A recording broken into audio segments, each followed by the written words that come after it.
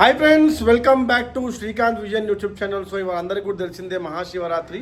So Mahashivratri సందర్భంగా ఇవాళ మా ఇంట్లో కూడా శివుడి పూజ జరిగింది. సో మా మదర్ ఒక్కరే ఒక పొద్దు ఉంటారు.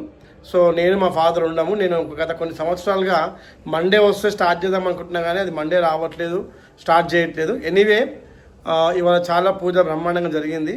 ఒకసారి మీకు మా పూజ గదిని చూపిస్తాను.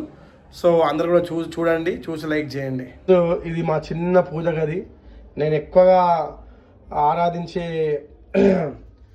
మా చిన్ని కృష్ణుడు, అలాగే ఇది కుబేర యంత్రం, వినాయకుడు, సంతోషిమాత, దుర్గామాత, కాలభైరవ స్వామి. మా మమ్మీది రామకోటి రాసి పెట్టిందనమాట ఈ విగ్రహాన్ని, ఈ ఫోటోని.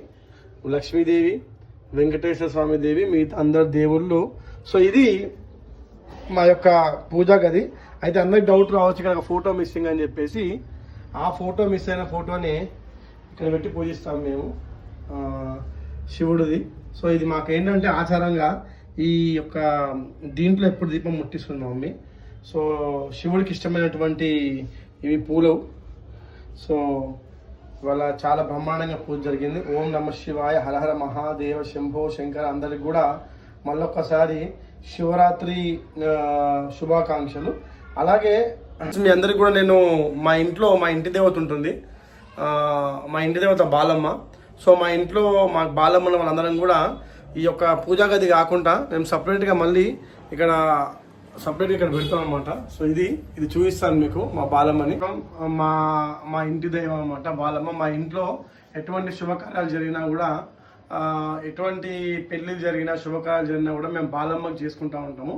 సో ఇది మేము సపరేట్గా పెడతాం దేవుళ్ళ నుంచి. మా బాలమ్మ దేవత. మేము ఏది అనుకున్నా కూడా త్వరగా మమ్మల్ని దీవించి మా ఇంట్లో వాళ్ళందరినీ కూడా చల్లగా చూస్తుంది మా బాలమ్మ తల్లి.